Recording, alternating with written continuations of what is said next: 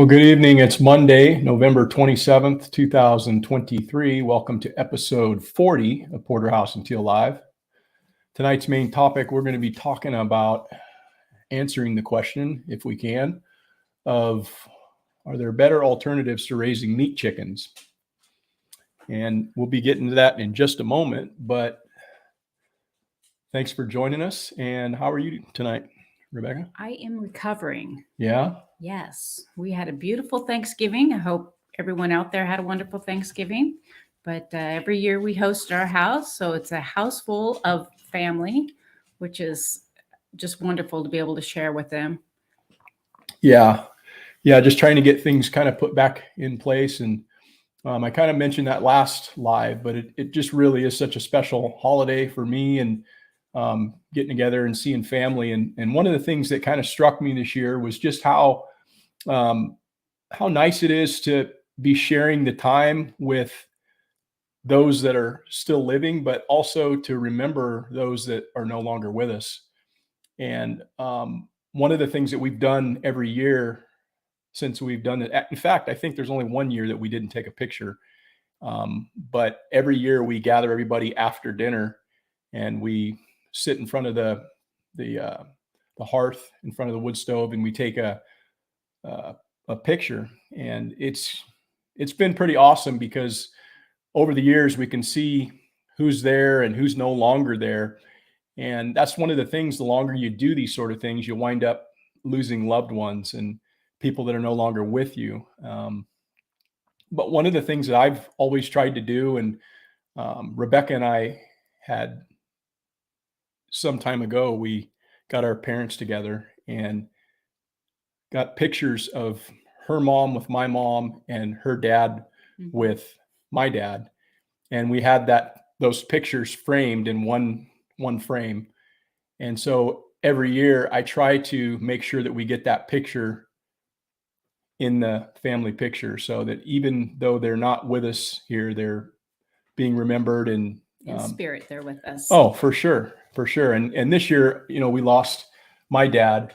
And so the only one that's still here from, that group is my mom. So the other thing I was going to say is every year I send an invitation out to all the family members, even though they all know that they're coming for Thanksgiving.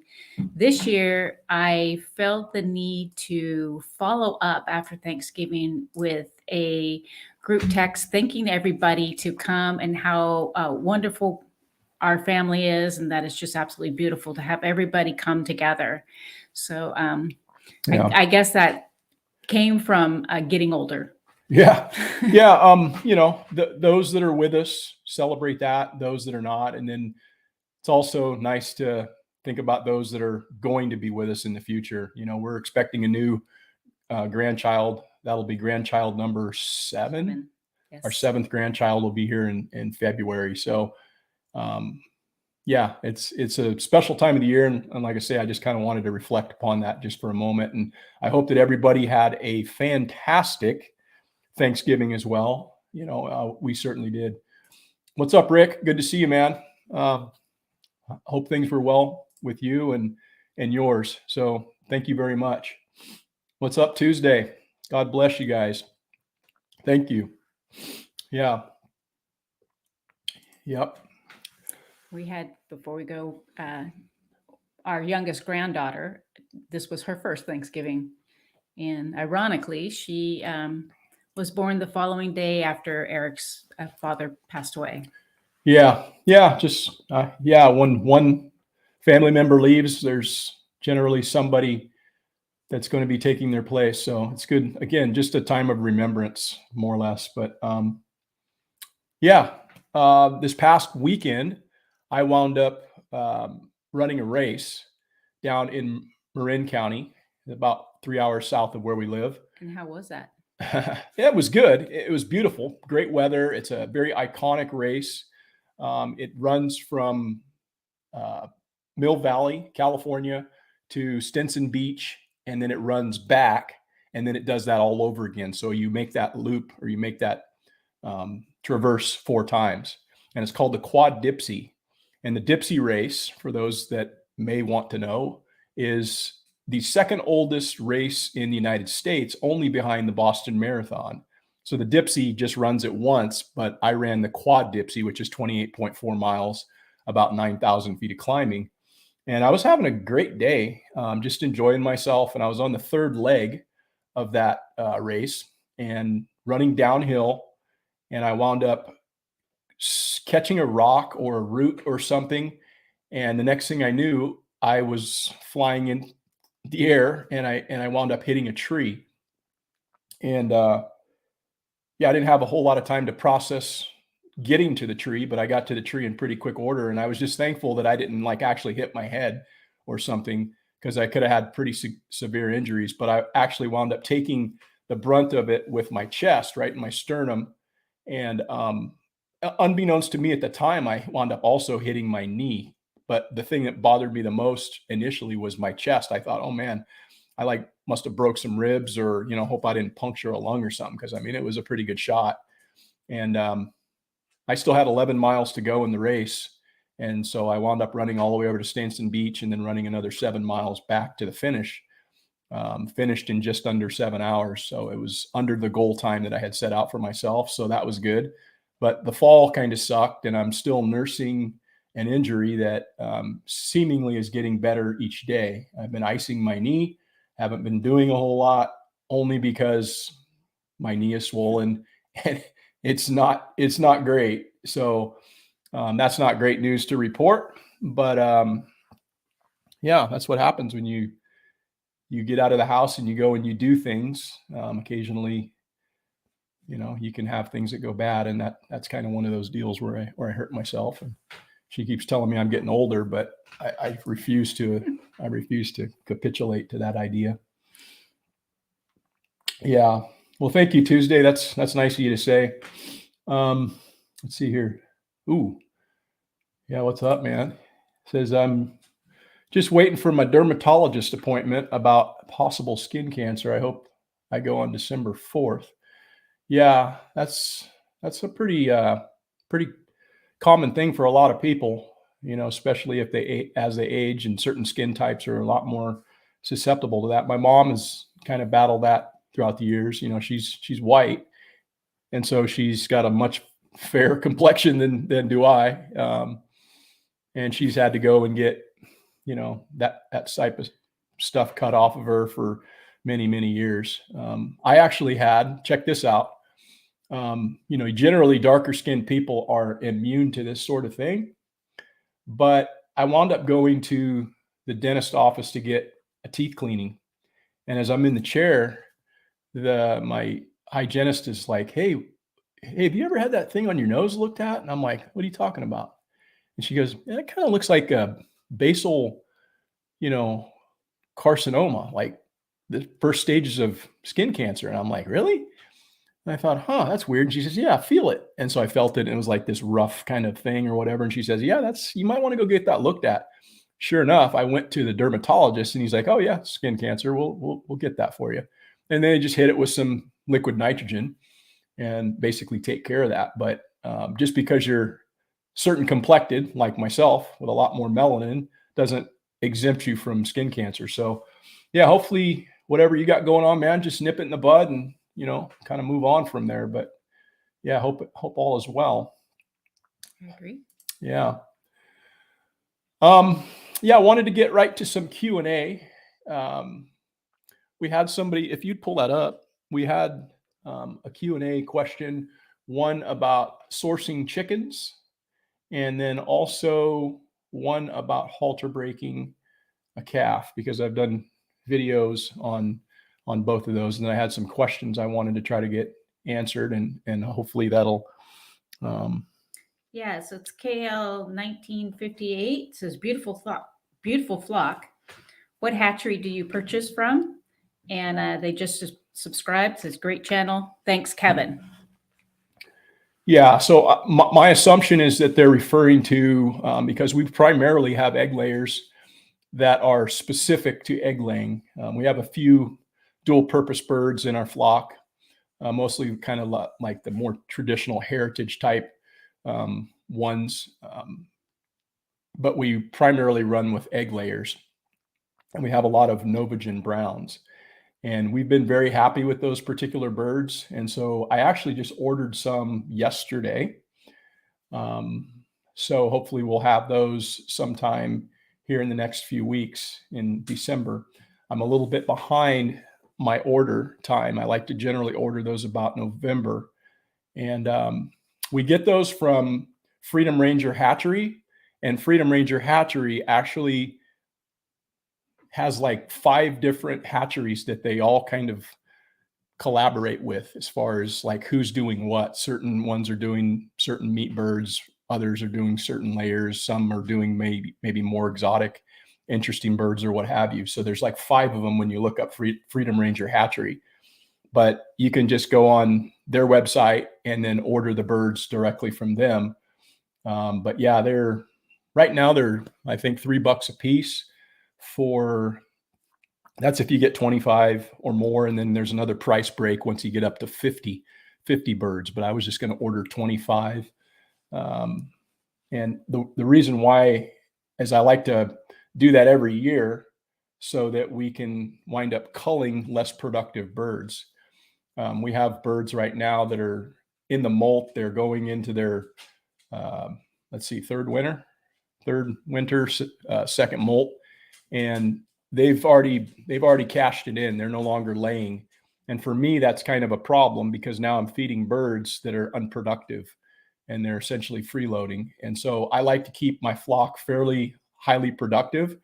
And the really cool thing about those Novagen birds, and I don't have any affiliation with that. I'm just speaking because they're a bird that I actually came upon and then I like. So I'm kind of sticking with them because I have no reason to look for something better, because they'll actually lay like 395 eggs is what they say. And based on what we've seen, that holds true. 395 eggs in the first 18 months of life. And the thing about it is they'll continue to lay all the way through the winter. So while everybody's birds are no longer producing, just like we have a coop out there right now with some, we have I already butchered her, but there's a couple of Dominiques and some black Australorp, and we got Buff Orpingtons all at the same time. And in the last 2 years, this time of year, about October, they stop laying. And then they'll start up again around in February. They'll start laying again, but they're full on. They've shut the light switch off. And for me, that's fine. But I would prefer birds that if I can have them lay all year, which that's what these have shown to do for us, then that's why, I speak very highly of them. They're great as far as their temperament. I was going to say they're pretty docile. Yeah, great temperament, and they're pretty good workers too. They're not extremely like a big bird or whatever, but we don't really, we're not looking for them for like duality. We're just looking for them to be egg layers. And then when we process them out, we'll wind up, doing something with the meat. But yeah, we go through Freedom Ranger Hatchery, and just ordered some birds yesterday. So those should be probably laying for us by May, no later, because those birds as well will start laying in 18 weeks. They'll be cranking eggs by 5 months, whereas some of the other birds tend to take a little longer. These are on the earlier side, so they start laying earlier, and then they just perform. And they're genetically bred for specifically egg laying. They're not like a dual purpose type of a bird that kind of does both things, but not really well. And their eggs are good size. Yeah, no, they're actually really big. They're like jumbos. They're over 73 point. I think a jumbo eggs is like 73 point something grams, and they're generally speaking over 70 grams for their eggs. They're pretty solid. 1/4 native, huh? Right on, brother. Got a little skin melanin. That's awesome. Yeah. So what was that other question we had? We could answer. That was on the culture breaking. Yeah. Go ahead and read that one if you will.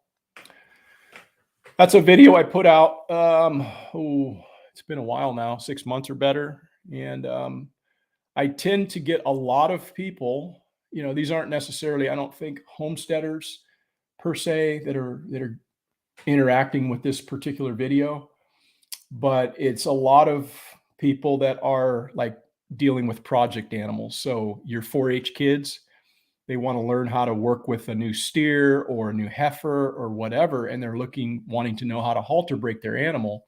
And so I wind up getting quite a number of questions from those folks, and I always try to answer them as best I can and give them the best info. But again, it's always good to kind of talk about that sort of thing. So if somebody has a question that it's better answered in this type of a forum. But go ahead and read it. Oh, it says, hey, who's it from? I am not even going to attempt to say the last name. Okay, whatever. But Amy 3869 Medeiros. Yeah. Says, hey, so we have a 4-H steer that was doing well and now starting to show us starting to charge us every time we go to the pen. Any advice how to break this? Yeah. That was terrible. You want to read that? Yeah, I'll read it. So it's a little bit smoother. It says, hey, we have a 4-H steer that was doing well and now starting to charge us every time we go into the pen. Any advice on how to break this? Yeah, the first thing I would do is tie that animal back up. Because in order to domesticate an animal, you need to, one, like show them who's in control and show them that, for one, you're not going to hurt them. So body language is a big factor in that.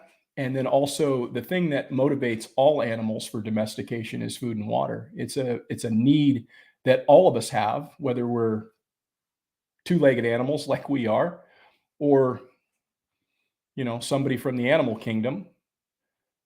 We're all motivated by food and water, and if you withhold that, they're going to become a lot more compliant. Now, I know that may sound a little harsh to some, but that's how you halter break animals.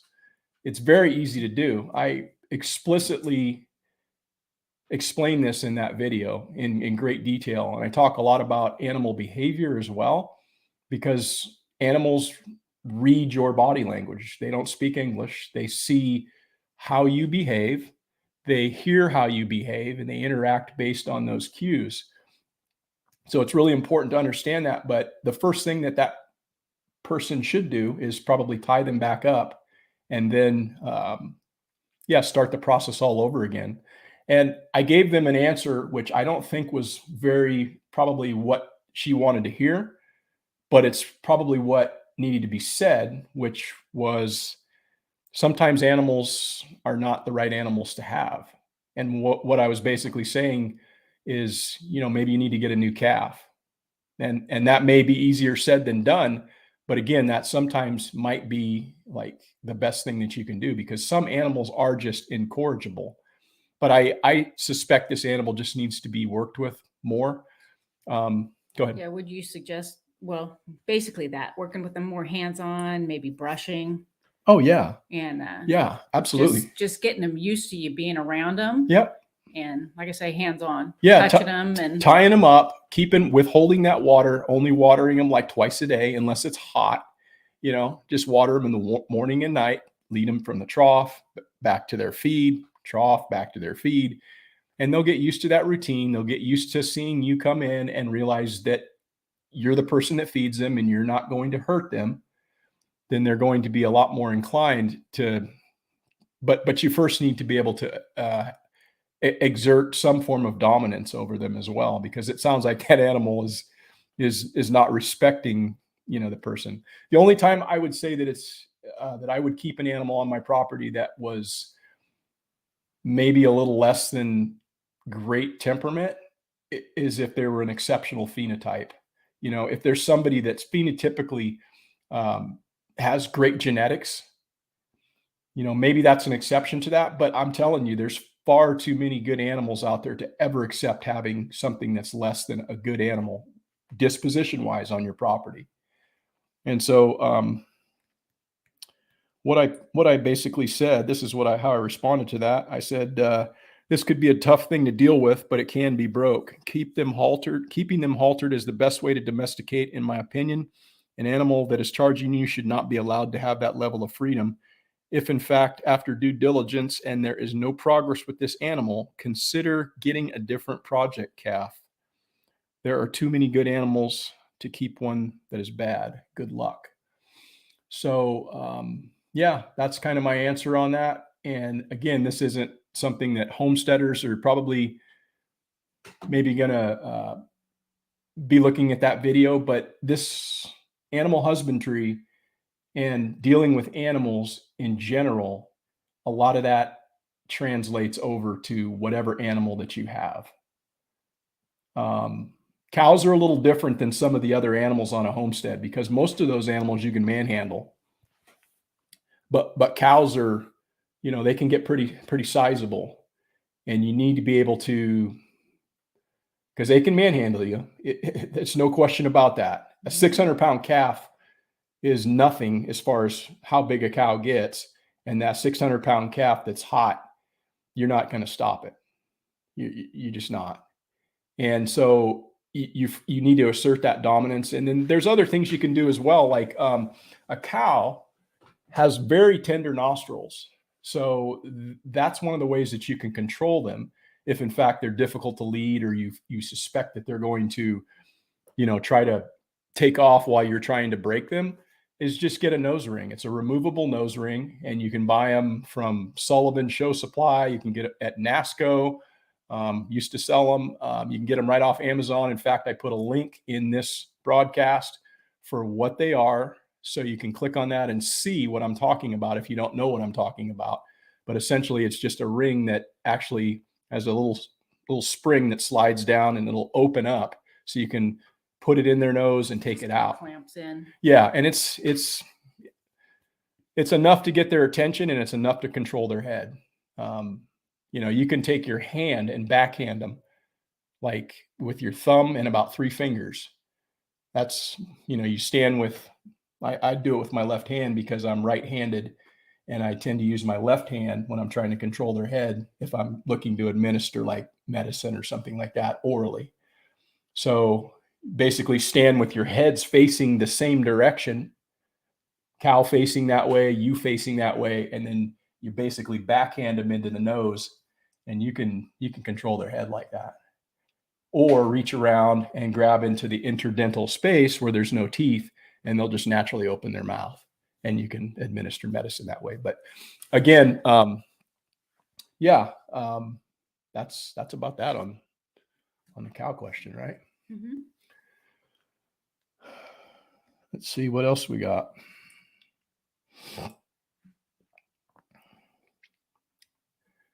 Yeah.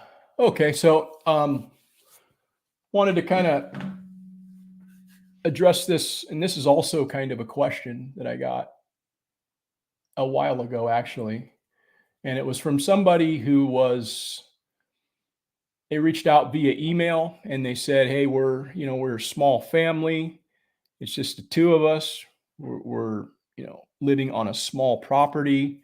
We're homesteaders. We're starting to really get into it, and we are thinking about doing meat chickens, and we don't know if it's the best option for us, essentially." And they were saying, what would you suggest as an alternative, or are meat chickens the best way to go? And I thought this was actually kind of a good question to address, because we're in a very similar situation, quite honestly.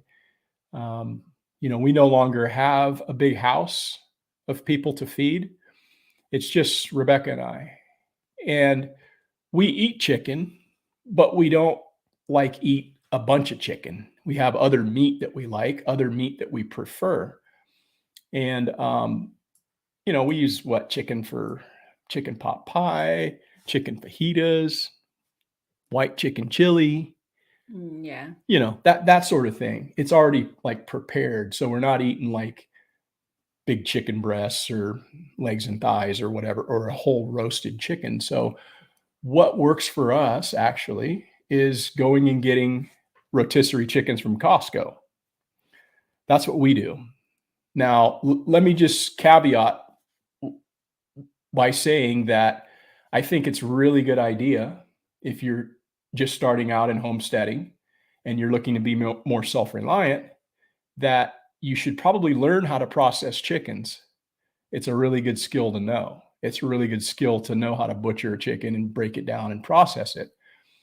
That said, I don't want people to take away from that or to think, because this is kind of what I got from them in that email, is just that I thought that they felt as though they needed to do that in order to be like legit homesteaders or something.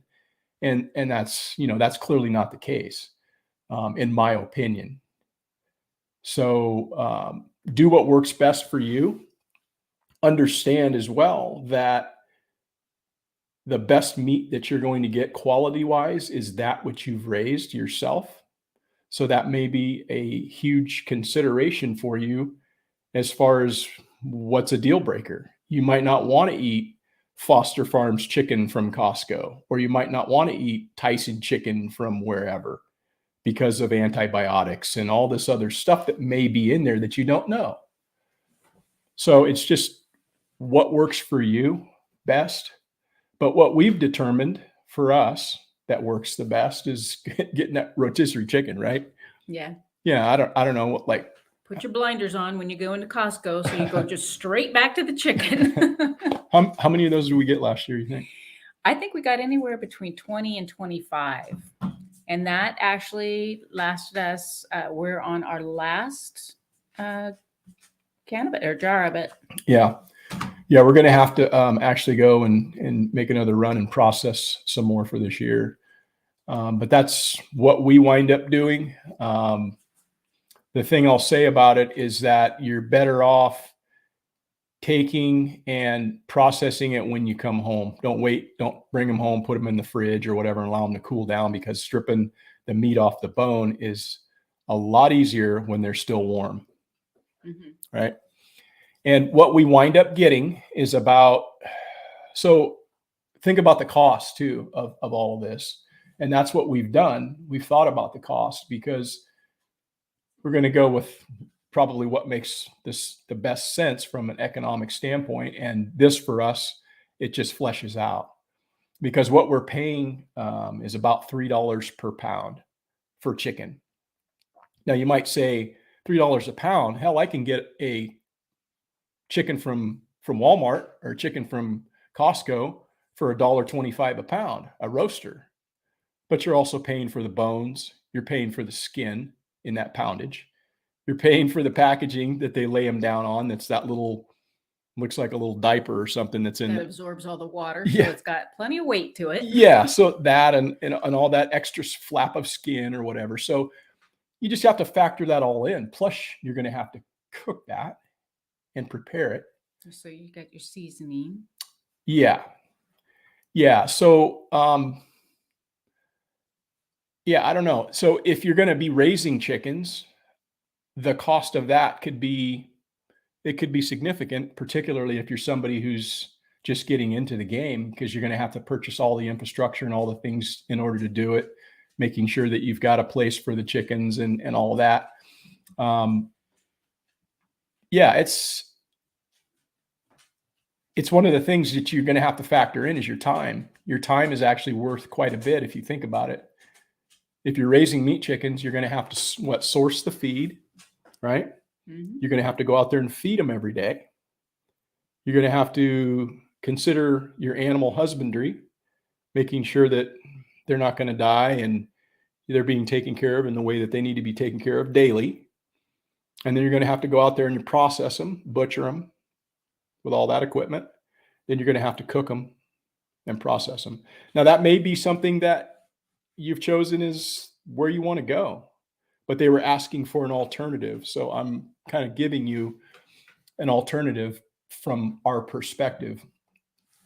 It works out to be about 1.5 pounds of meat is what we wind up getting off of those. 1.5 pounds to 1.75 pounds, depending on the size. Those rotisserie chickens aren't huge. They're kind of small, actually. But when you strip them out and you weigh that meat, which is just the pure meat, we don't keep the skin or anything like that. We don't. Do you put that into the canning? I use it for stock. Oh, okay. Well, we it's not like we're throwing it away, but I'm talking about what we're weighing as far as a product. We get 1.5 pounds to about £1.75 out of one of those rotisserie chickens, which works out to be $3 a pound of finished product. And again, it's pretty simple. From there, we wind up actually canning it, pressure canning it. And we're cheating on that as well, because what we wind up doing on that is we're not using a traditional, pressure canner. We wind up using an Instapot, which is, it's actually pretty awesome for a small homestead or just a couple of people, or maybe it's a single person. It would be like, it's just so convenient. Yeah, it's nice, like you said, for a small family, because it only does quart-sized jars. No, or not quart size, pint. Sorry, it does 4 pints. So that's like a downside to it, is that it's just going to do the little pints. But for us, that's fine. If you had a larger family, you might want something where you're going to be able to do multiple quarts at a time, and do all your canning in one day. That might be something this might be something you don't want, but for us, it works perfect. Not only that, you can cook other things in it. You can cook rice in it. It's a rice cooker. You want to sous vide some meat, it'll sous vide. It'll pressure cook any meal that you want to cook and prepare. So it doesn't just sit on the shelf until we use it again. We can use that thing all year long. The one thing I will tell you about it is that, and I don't know this about all the different brands or whatever, and I'm not even so certain about the Instapot currently. But when we bought this a few years ago, it was the only one that actually had the canning feature, the pressure canning feature. You need to make sure, don't just think, oh, I've got an Instapot, I can do this. No, it needs to have the pressure canning feature on it. And the one that we have is the Instapot Max. And I've again put the link in the description of this so you can go and check it out. Do your research if this is something that you're interested in. I believe that other companies make something similar. Like I think Presto makes a little pressure canner thing that will also do pressure canning that's similar to what I'm referring to. I don't know that 100%, but I believe that's possibility. And we love this thing, right? No, it works out great. Our son has an Instapot. However, his does not can. So no, it is true. You need to pay attention to which ones have the canning feature on it. Yeah. I like the fact that it's like function stacking, right?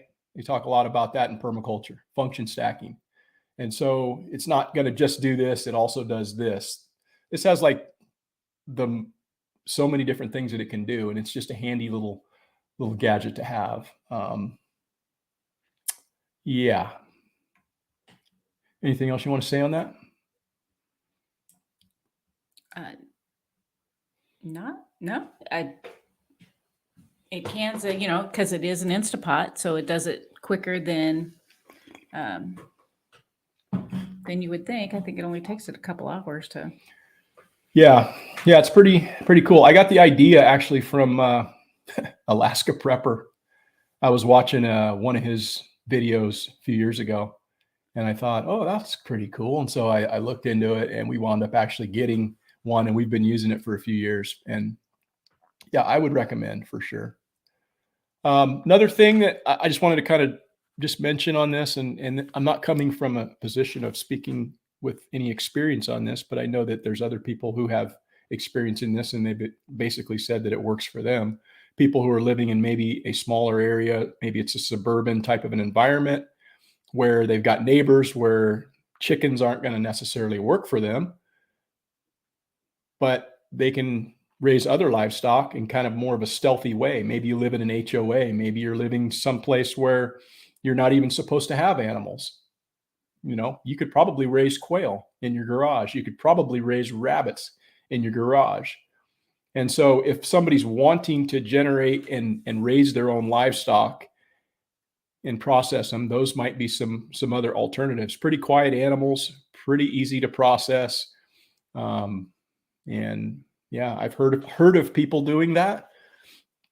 I can't speak from experience because I've not raised either of those two animals. But yeah, that's what I had to say on that.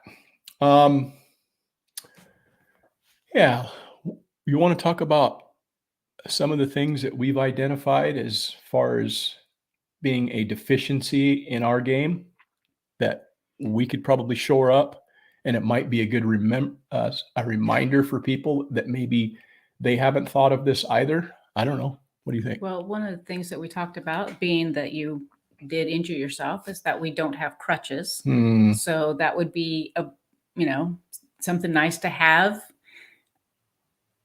in the event that something happens. Another is Yeah.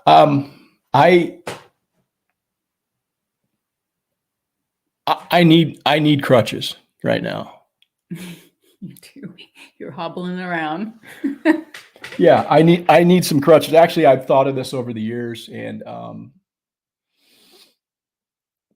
yeah, for whatever reason, I just kind of let it go, because there has been other times where I've either rolled my ankle or done something where, it's hard to get around.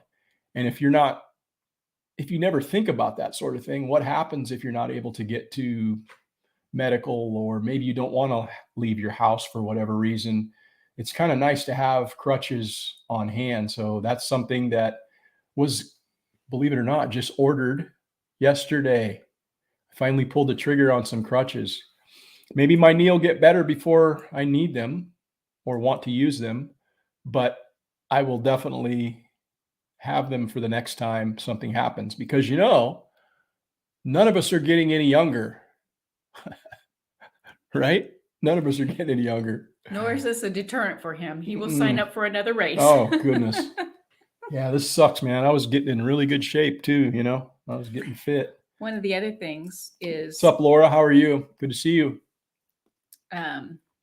We have a pool, so we need to continue to remember to have a stock of chlorine and chemicals, and actually know how to treat the pool, because it can be used as another water source for us.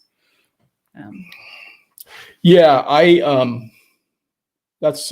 we've got thousands of gallons of water right outside, and that's prior to me getting this other water source plugged in this year. It's always something that I banked upon, knowing that, hey, I've got this water out here that if push comes to shove, I can feed my livestock with it. We can filter it in our house and drink it. And it's always been a secondary source of water for us in that sense. It's a static source. It's not plumbed to anything, but it's there. But if we don't treat that water with some kind of chlorine, it's not pretty. No, it turns quick in the sunlight and the heat.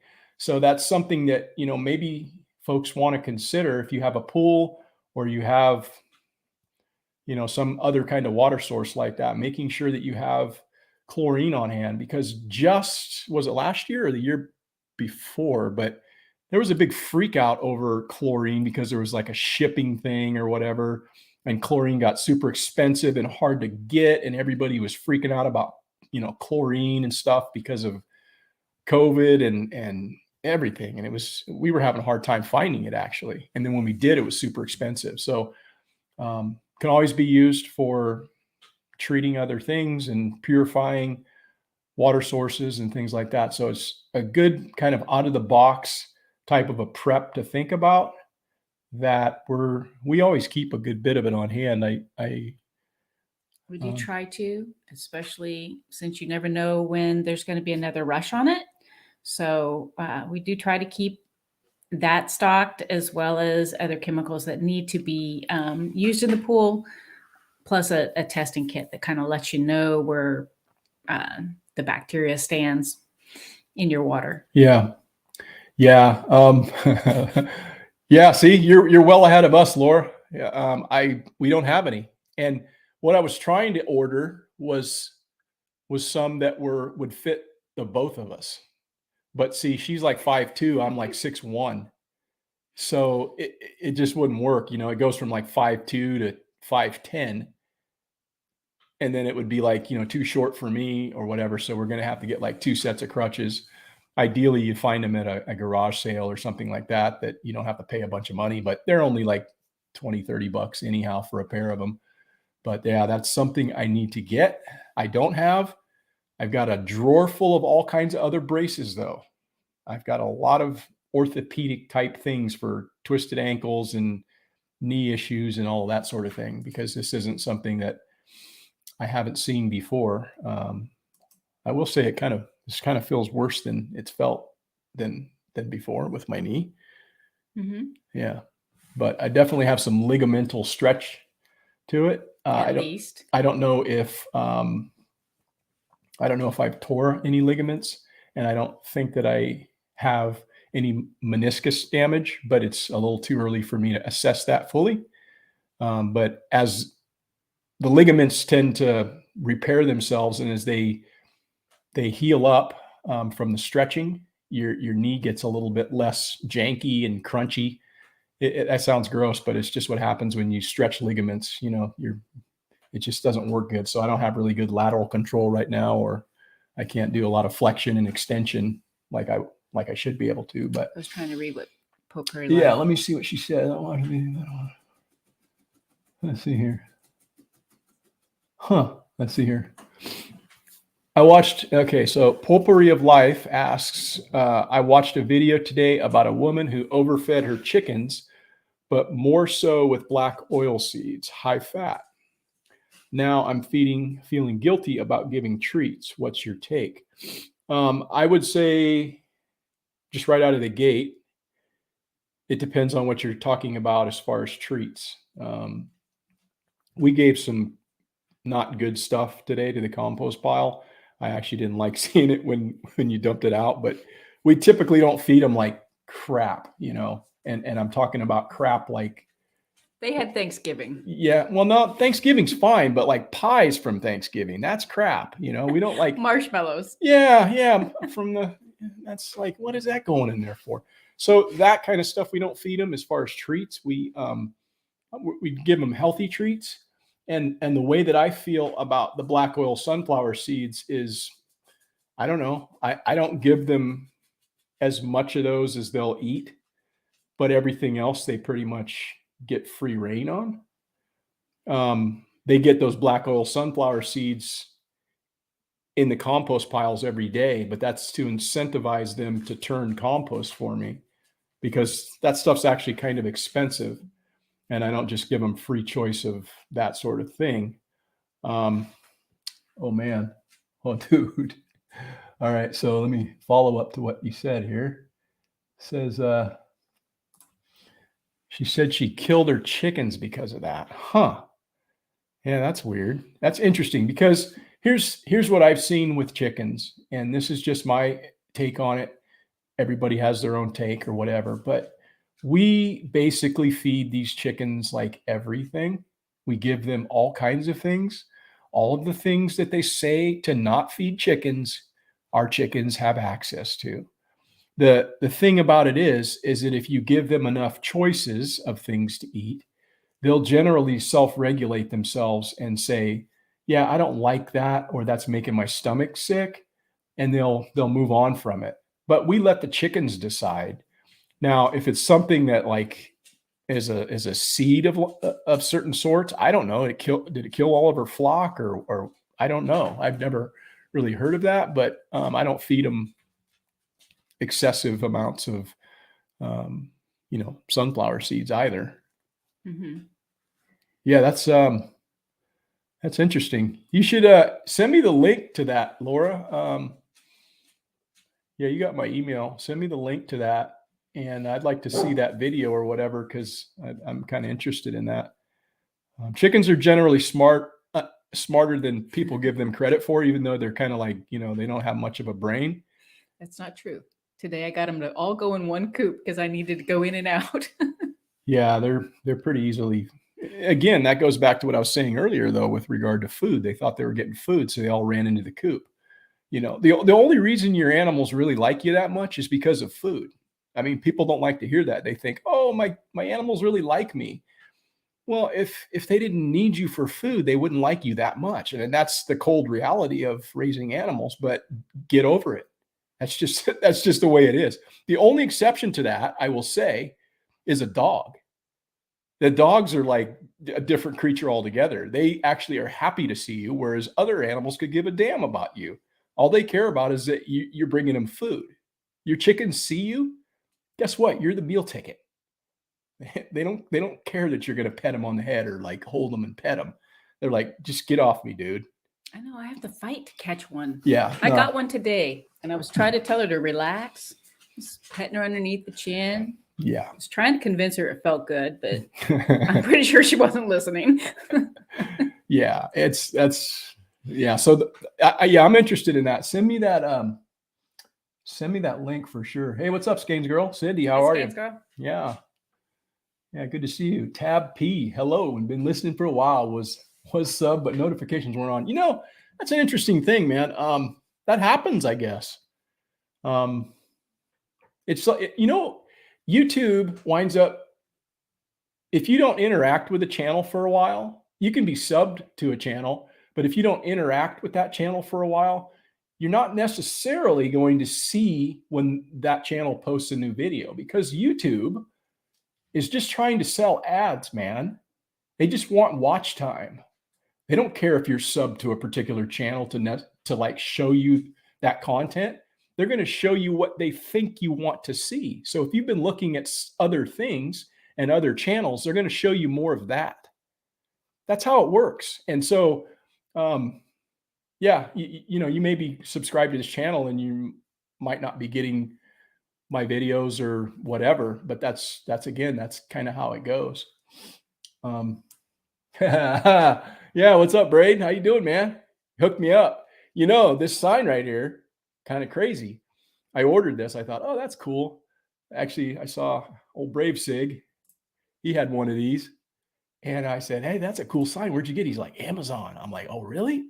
Yeah, I better get one. So I went home and I ordered this sign. I thought, oh, that'll look cool.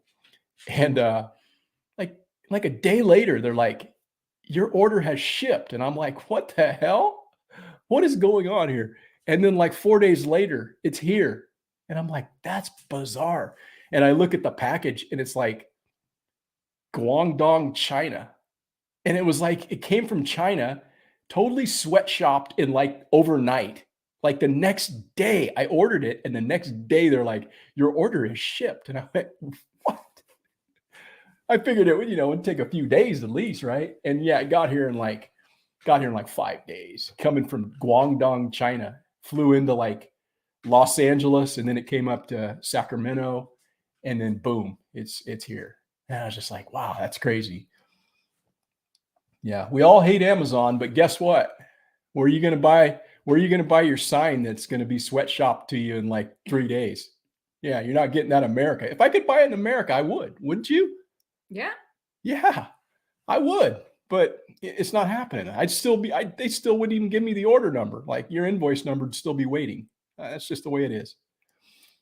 Yeah, I'm going off here.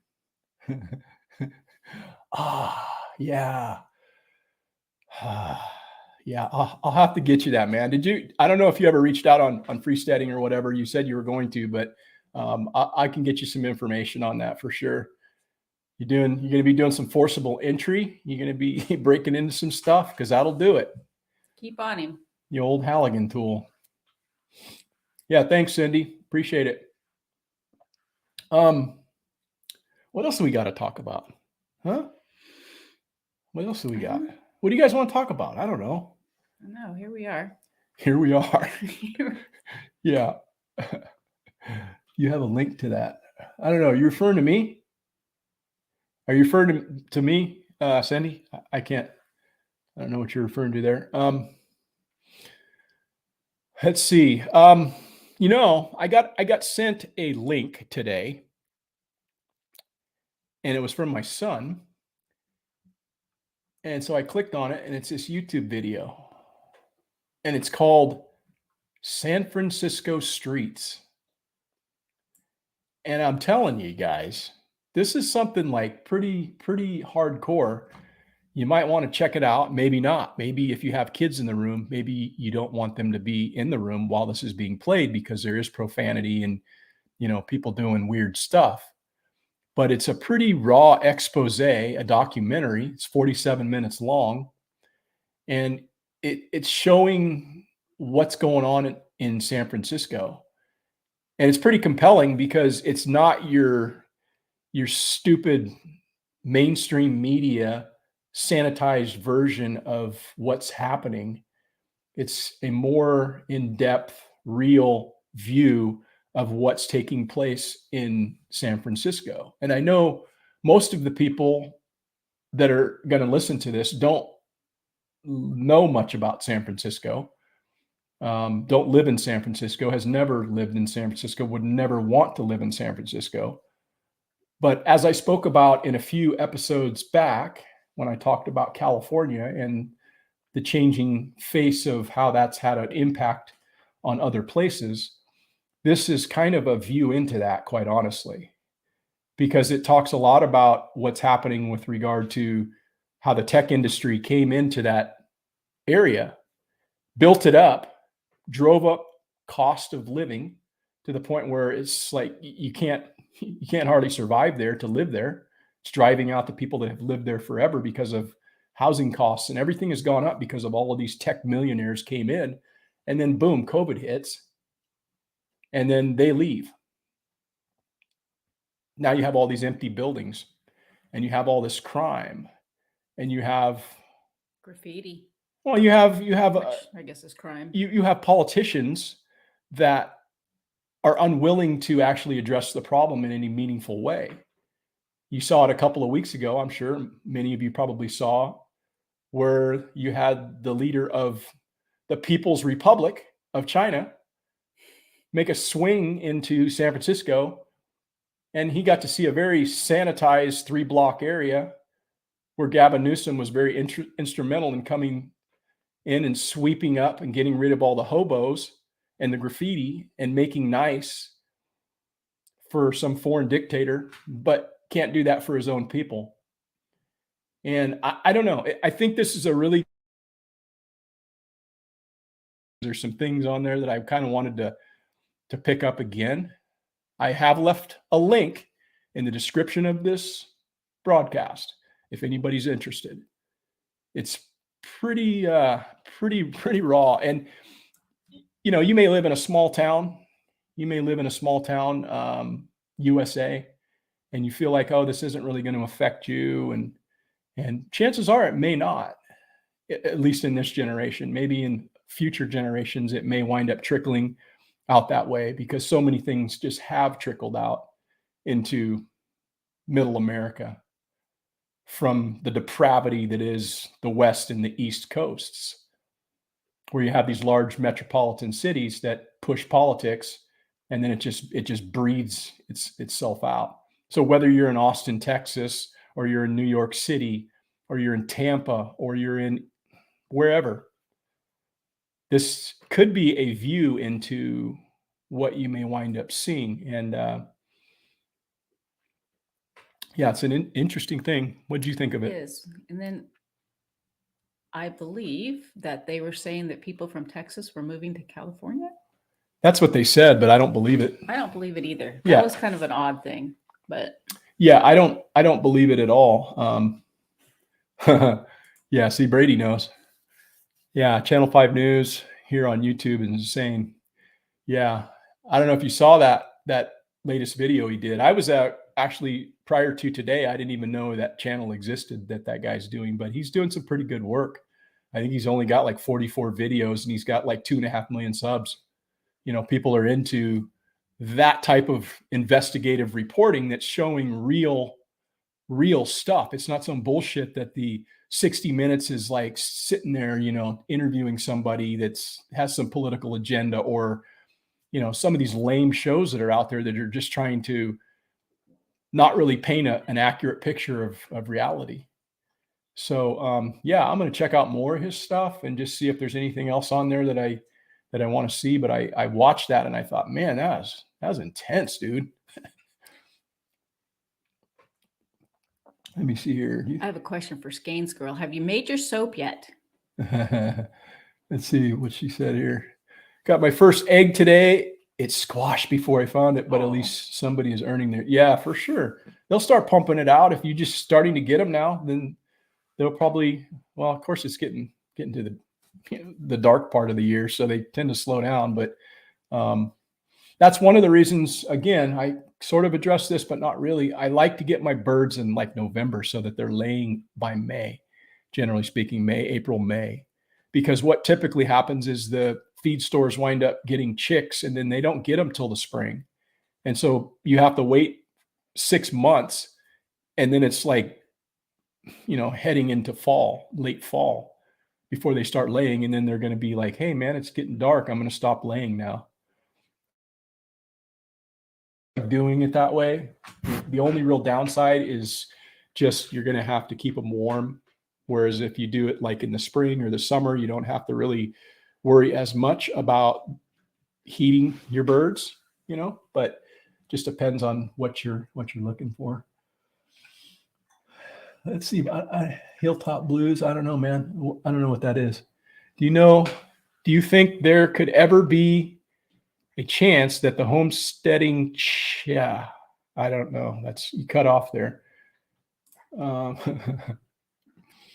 Let's see here.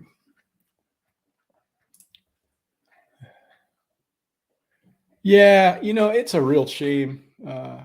Skane's girl said that, I've seen some videos. I would never visit San Francisco. It's a shame. Such a historical city has become such a cesspool. Yeah, it really is, quite honestly. And it's very crime ridden in a lot of areas. There's places that you just wouldn't want to go. There's places where you actually could go that you wouldn't be impacted by that. But they actually speak to that in this video where they kind of allow all that stuff to happen in a certain area, particularly the Tenderloin. And that keeps it there. Cops kind of just hands off, let it happen. And then they put all their presence up in, Nob Hill and some of the other higher end places where all the rich people live, and that happens in city after city. Yeah. So, yep. Okay. Yeah. I'll check that out, Rick. I haven't even been on freesteading, man, to be honest, but I will check that out. Let's see, pretty much sums up how our world is nowadays. The US people come last. Yeah. I think that's probably a big sentiment that a lot of people have. When we see our money being sent abroad for various reasons, and it's pretty incredible the amount of like funding that goes to other countries just to kind of keep them in check. And, as if there's no consequence for that money being generated and sent elsewhere. And we do have in this country just a tremendous amount of problems, very much so. And I think we all kind of see that.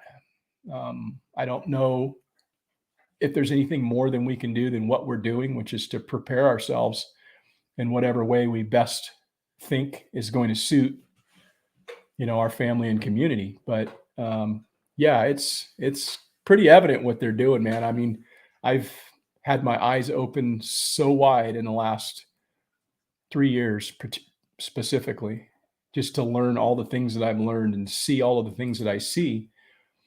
And if you're open to that, seeing what's taken place and what has been told to you and what hasn't been told to you historically, if you start digging into it, you really get a better sense of, wow, man,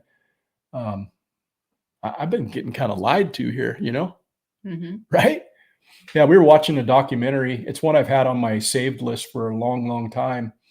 And it's about 6 hours long. We were watching a bit of it this morning.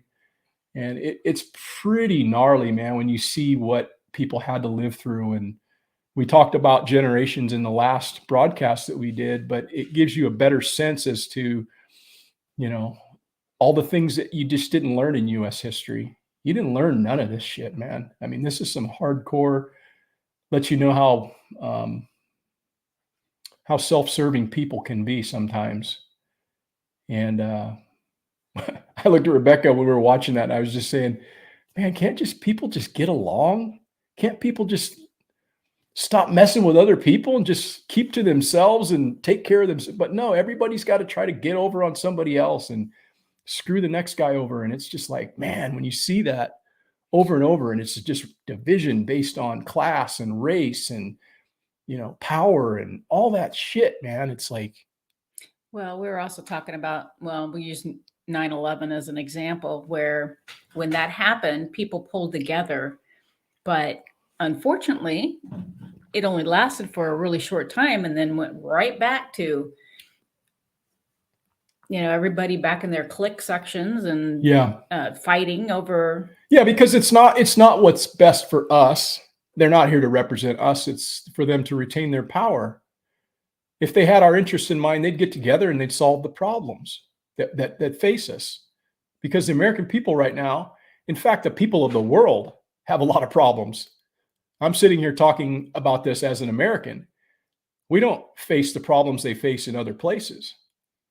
The problem with us is we have first world problems. We create our own problems. Yeah. We think our world is terrible when we can just go flip a switch and we don't have to walk down and carry fucking muddy water up from a river someplace to feed our family. But again, it's like, yeah, they don't want to solve any problems because the problems are actually quite easy to fix if they just get around to doing it. But it's all about that division and that power so they can, stay above us in class and, milk people below them. Right. Mm-hmm. Am I ranting yet? You are ranting. Mm-hmm. That's okay. You deserved it. You hurt yourself. So you just let that stress out. Yeah. Leghorns are machines. Yeah. The leghorn is a bird that would compete with these birds that I have, these Novagens, for sure. In fact, the birds that we have are a mix between white leghorn and a white Rhode Island red. They're a hybrid developed in France, and they're specifically for laying. That's what they do. They lay eggs. And so do leghorns. Leghorns are machines. They are one of your best laying birds that you're going to get out of a hatchery.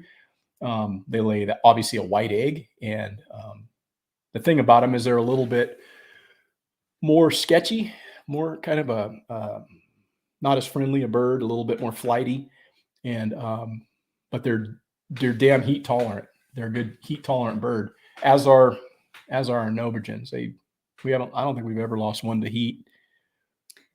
Nope. No, when we went to this race, our chickens actually had to stay put up for a day.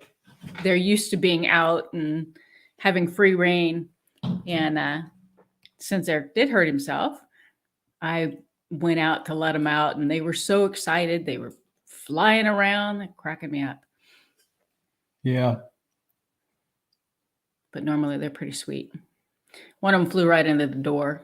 He was so excited. Yeah, she said she hadn't made any soap yet. Skane's girl hadn't, but had unexpected company. Well, I hope that unexpected company was company you were eventually glad to be having unexpected arrival with. But 6 months old. Let's see here. Mine are about 6 months old. I'm using some heat because they are in a temp coop. Still have Gimpy with a broken leg in a dog kennel. They're also going to put a couple of nesting boxes in. Yeah. Cool. That's funny. So Gimpy is the name of one of your chickens? Yeah, looks like it. We got one too that's Gimpy. I think, what did I do to her? No, she's still out there. No, I know, but I think I stepped on her or something. But it's amazing, man. You think, oh, that is not going to heal. And eventually they will heal. I mean, we had one last year that was like, I thought, oh, I'm going to have to put this bird down because, I broke its leg really bad with the chicken tractor. As I was dragging it, it got caught underneath there, and just jacked its leg. It was just like dangling. And I thought, oh man, this one's probably not going to make it. And you can't even tell right now that like she was ever had anything wrong with her. And Gimpy was the same way. And she's getting around. She's the first one to the feed bowl when you hang it. Yeah. Yeah. It's because she can't fly. Yeah. That's mean. Yeah. Yeah. Yeah. Yeah. I don't know. I hope that things get better, but it just, from everything that we see, it's very hard to actually visualize that. I think it's important to understand that it's never going to happen politically. I think from a political standpoint, there's things that you can do as far as who you vote for that's going to either slow down or accelerate that decay, but it's always going to be kind of decaying. Our liberties have been decaying for decades. When you understand what liberties people had when this country was founded, and to see where we are now with everything has to be reported, everything has to be taxed, everything has to be reported and recorded. And it's just, yeah, it's pretty nuts. I don't know. What's your thoughts on what the answer is to any of this mess? I agree in that I don't think it's going to turn around, but depending on who you vote or whoever gets in the office, you can either slow it down or accelerate it. Yeah. I vote for slowing it down. Yeah, I think that would be the best option, right? To slow it down. And that gives people more time to do the things they can do to make themselves stronger. But the reality is none of it, what happens in your life is going to be solved by voting for somebody or going to, some kind of a dinner, $1,000 a night plate. I know people who go to those dinners. I'm sure you guys probably do too, where they go and they sit and rub elbows with their representative. Oh, that's my guy. That's my senator. He goes to Washington. I know a lot of people who do that, actually. Eric went to high school with one of them. And I know why they do it. It's because it's all about a kind of a dirty game. That just tells you everything you need to know right there. If you're not willing to sit down with that person or contribute in that way, you're not going to get the things that you think you're going to get. You have to be that person who's close to them, that's willing to contribute to their reelection in order for you to matter. So just think about that for a minute. Because those people that go there are connected people, and they're going there for a specific reason. It's not because they like those people. It's because they're going to get something out of it. Something will come back to their district. And that's how dirty politics works. But it's out in the open for everybody to see.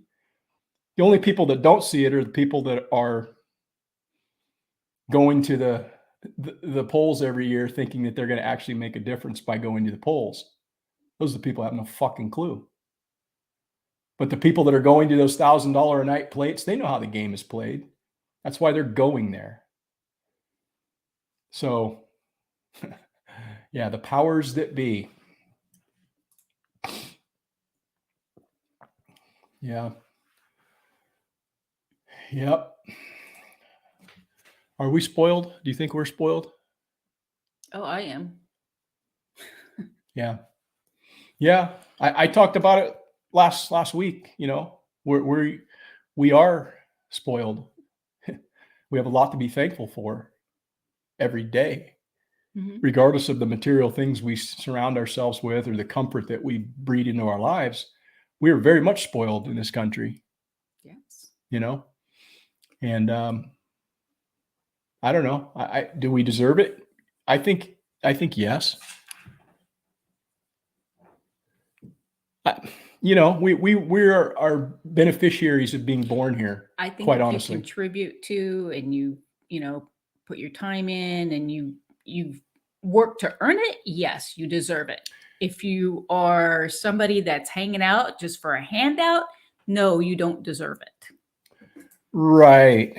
Right. But I mean, all of us have, we're all going to be successful, or everything that happens to us is because of decisions we've made in life. Everything that we do as a consequence. And just by mere fact of me being born here to the parents that I was born to, I'm blessed for that. I'm lucky. I'm lucky I wasn't born in Somalia. I'm lucky I wasn't born in some other nasty ass country that has a lot of problems. We've got a lot of problems too, mostly created by the assholes that are running things, so-called. But we're all pretty fortunate, Yeah. Yeah, we're lucky, I would say. Yeah. Let's see here. My best hen is a white Rhode Island red, but dark brown eggs. Hasn't missed a day laying except when she was broody. Yeah. Yeah, those are the best kind to have, man. Ones that just keep cranking it out. Yeah, I'm a fan of that. I gotta make some calls here, but I'm not going to do that until we get some more birds on the way.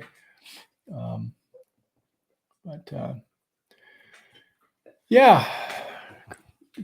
What do you think? I think you have an easier time letting go to the chickens than I do. Some of them I like.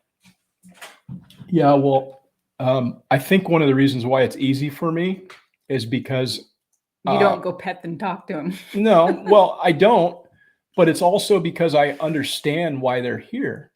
Oh, I know why they're here. Oh, I know you do, but I have to have that view because it makes it a lot easier to not be connected to them. It's people that haven't raised animals for a long time and seen what goes on a farm for a long time. They have a harder time understanding that. They think, oh, you see, look at the cow, looking in his eyes, he's looking at me. Yeah. I mean, he's here for a reason, and they'll be treated well while they're here. But when it's time to go, it's time to go. And I have no issues with that separation because I know that's what they're here for. And yeah. Well, cool. I think we're going to bounce tonight. What do you think? Do you have anything else you want to say? Or does anybody in the chat have anything they want to have us talk about? Because we can talk about stuff. Does anybody have anything they want to add? I don't know. Looks kind of dry. But yeah, I want to thank everybody for chiming in tonight and coming and hanging out with us. We like doing this, don't we? We do. It's fun. For as long as you guys like doing it with us. We enjoy spending time with you all. And hopefully you had a wonderful Thanksgiving with plenty of family. Was that a bird in your house? Let's see. Oh, we carry a pew extra. Let's see here. What's this, man? Are there any events in Northern California you would go to or have gone to? And I'm assuming you're referring to kind of like a homesteading or preparedness event. And I don't even know of any. If you know of some, let me know. I would be interested in going and checking it out and seeing some folks. How long should we inoculate your biochar for?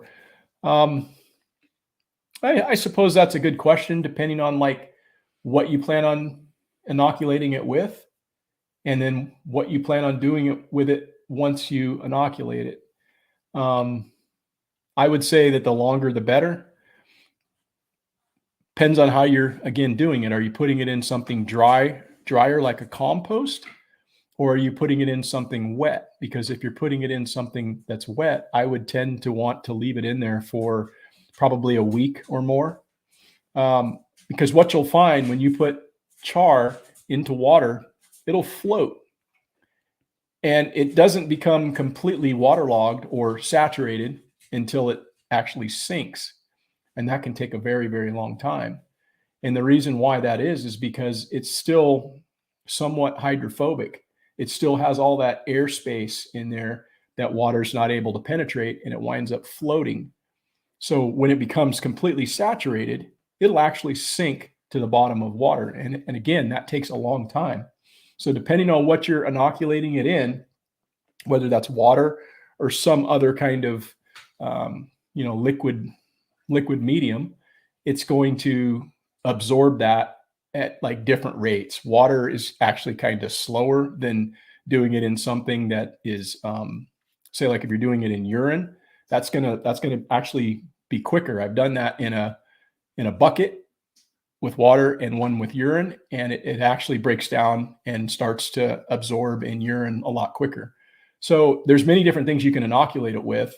It just depends on how you're doing it. How I do it and how I like to do it, because it's, in my opinion, the best way to do it and less work for me, is I basically just put it in my compost yard and allow it to naturally break down. I don't worry about trying to, break down the hydrophobic properties. It's just going to happen naturally being in the compost itself. And it's going to live there for the remainder of its life. So I'll crush it, put it in the compost. It's going to be in there for a minimum of 2 to 3 months. And upon that time, it's going to take in the nutrient that it needs. And then I'll be able to take it out and, put it out in my beds or something, or sift it and put it in my raised beds. But I would say that, that's probably for me a minimum. I don't have like scientific data to back that up or knowledge. All I know is that it takes time. And so I can't give you a like, hey, you got to put it in for this amount of time with this type of material.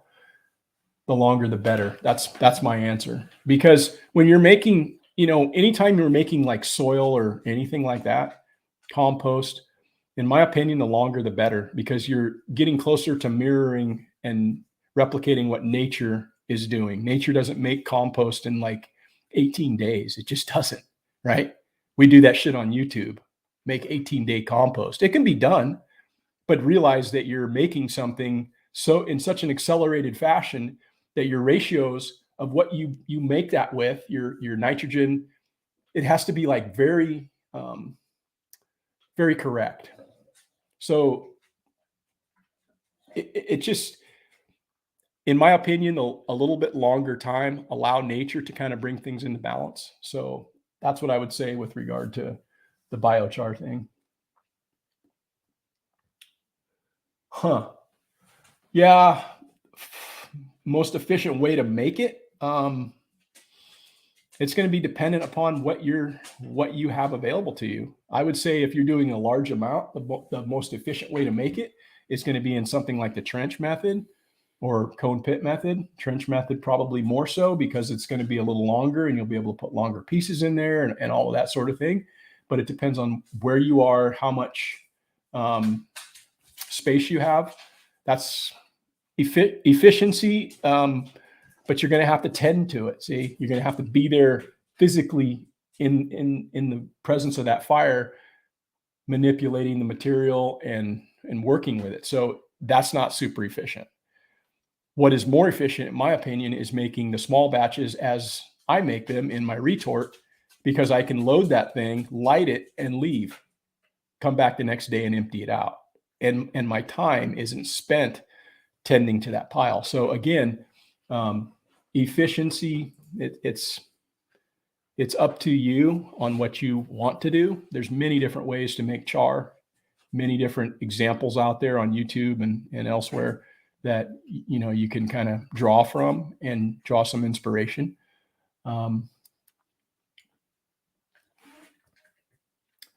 Let's see here. Boom. Watched your videos using 55-gallon drum. I have hundreds of burnt dead oak trees that I would like to make some char around.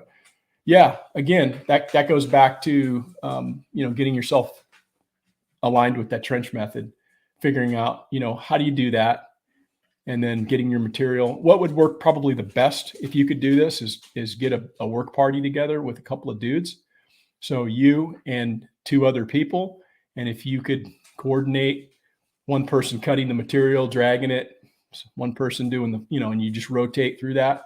you can get a lot of char done in one day if you had like a group of people, like 3 people working that trench. But that's gonna clear a lot of that biomass off your property in a very kind of short order, because you wouldn't want to try to do that in what I'm doing. I'm doing small batch stuff. If you have a lot of material, you're going to need to do something bigger like that, and there's nothing wrong with doing in the trench. Chipping would be sweet too, man, but you got to have a chipper, right? I would love to have a chipper, but I don't. I would chip probably a lot more of the biomass that I have here. A lot of it gets set aside for making some char, but then there's so much that we get as well that I wind up just burning every year. And that's not the most efficient use of that energy or that source of carbon. But I would love to have a chipper. Yeah, I might get one. Just add it to the list. Right. Yeah. I've heard people ranting about rabbit, and the rabbit manure and stuff. Nicole Sauce was actually just talking about that. And I know a lot of other people who've, been doing rabbits, and they use the rabbit manure. Rabbit manure is one of those manures that is something that you can just use right away. You don't have to like compost it. It's one of those type of cold manures that you can just spread right out, and boom, it's beautiful. Yeah, I probably am not going to do rabbits, but it's something I have considered. I think it would be kind of neat, but that's just one more thing I got to like tie myself to doing, and I don't want to like mess with rabbits right now. But they are a super good resource for that reason. They're compost.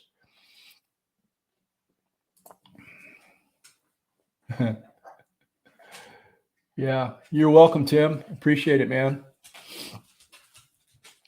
Appreciate that. Well, cool. I guess we can wrap it up, huh? Yeah. Yeah. Appreciate you guys showing up tonight, guys. And a little bit of homesteading stuff, a little bit of preparedness stuff. A little bit of everything. Yeah, a little bit of ranting about the state of the world, because, that's what we do here. And yeah, just remember to try to focus on ourselves, because we're the only ones that can make a difference for us and the people that are closest to us. So go out and try to be a little bit better tomorrow than you were today. And remember, homesteading is not harmful content. It's not harmful content. We'll see you guys. Thank you. Right Good on. night.